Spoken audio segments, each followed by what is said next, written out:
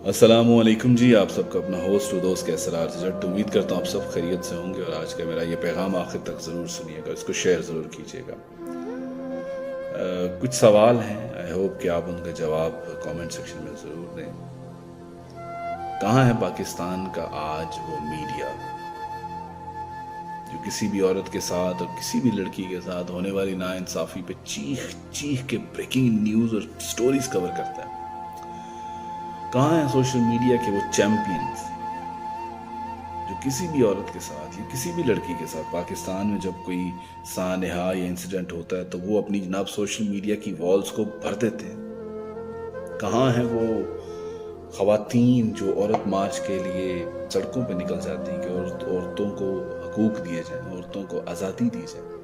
और हाँ, कहाँ हैं वो मोमबत्ती आंटियाँ और लिबरल्स जो सारा सारा दिन सड़कों पे बैठ के डिमांड्स करते हैं राइट्स की, फ्रीडम की?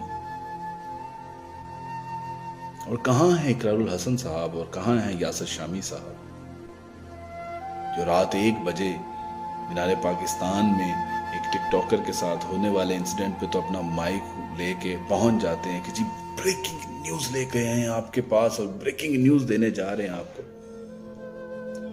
उमेर बाप जो पिछले कुछ अरसे से अपने बाप, अपने चाचा और अपने दादा के कत्ल का केस लड़ रही है,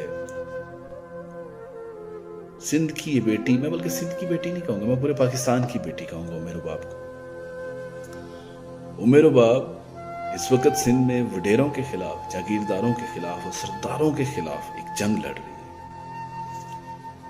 मुझे ये बताया जाए कहाँ हैं इस वक्त के तमाम मीडिया एंकर्स? कहाँ है हमारा मीडिया? कहाँ है हमारे सोशल मीडिया के चैंपियंस?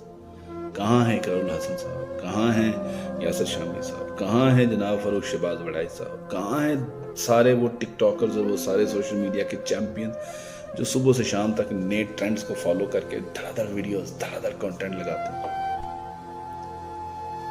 पाकिस्तान की एक बेटी नंगे पांव अदालतों में धक्के खा रही है, अपने बाप, अपने दादा और अपने चचा के कत्ल का इंसाफ मांग रही है कि मेरे जो बाप, दादा और चचा के जो कत्ल हैं उनको सज़ा दी जाए, उनको कानूनी चारागोही के ज़रिए सज़ा दी जाए। वो एक लड़की पूरे सिस्टम के ख़िलाफ़ लड़ रही है, वो एक लड़की पूरे निज़ाम के ख़िलाफ़ लड़ रही है। वो निज़ाम है सरदारी का, वो निज़ाम है जागीरदारी का, वो निज़ाम है वडेरसाई का। लेकिन अफसोस,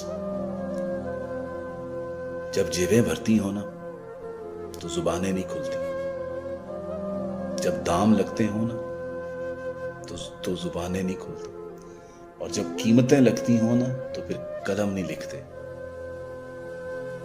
और जिस तरह अभी कल उमेर बाप पे एक प्लानिंग के तहत उसकी गाड़ी को हिट किया गया और उसको एक्सीडेंट की शेप दी गई, शक्ल दी गई कि अगर इसका हादसाती मौत शो की जाए। मैं समझता हूँ कि खान साहब, आप मीनारे पाकिस्तान में आयशा के साथ होने वाली ज़्यादती पे तो फिल 4 एक्शन में आ गए थे।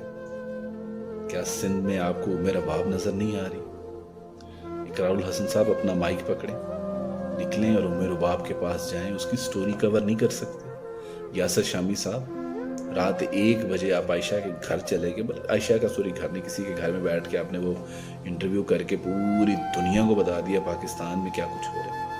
क्या उमेर बाप आप लोगों को नज़र नहीं आ रही? मैं ये कहना चाहूँगा कि वो तमाम एक्टिविस्ट जो इस वक्त उमेर बाप के लिए आवाज़ उठा रहे हैं, आई रियली अप्रिशिएट। और मैं यही कहूँगा, we stand with Umer Baap and we request to prime minister of Pakistan कि उमेर बाप को इंसाफ दिया जाए और अदालतें, हमारे अदालती निज़ाम, हमारी अदालतें,